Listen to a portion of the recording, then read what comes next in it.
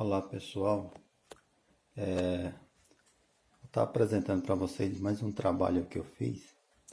Aqui é uma lareira a gás, resiste o gás. Então, aqui ó, é um painel feito de drywall. Ela é um pouco suspensa do chão, 6 centímetros suspensa do chão. Aí colocado uma pecinha de revestimento embaixo. Então aqui é o proprietário optou por fazer em porcelanato, e uma coisa bem legal,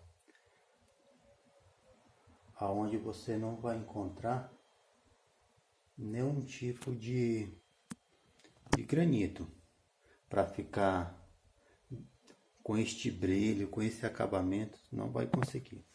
Aí o que eu fiz também, ó, acompanhando veio, ó.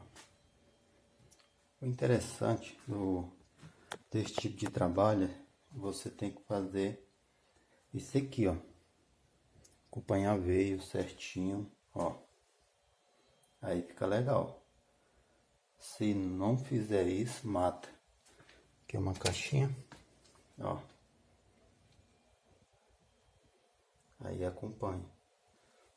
É um brilho fora de série. Aqui do lado também, ó, tudo acompanhando veio. Ó.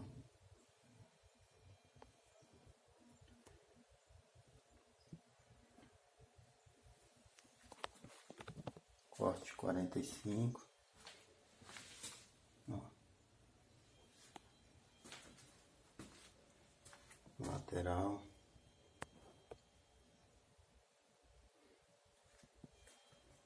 Tudo acompanhando veio. Então aí fica mais uma dica aí para vocês. Quem pensa de fazer uma lareira revestir com porcelanato, tenho certeza que não vai se arrepender. Fica muito bonito mesmo. Muito legal.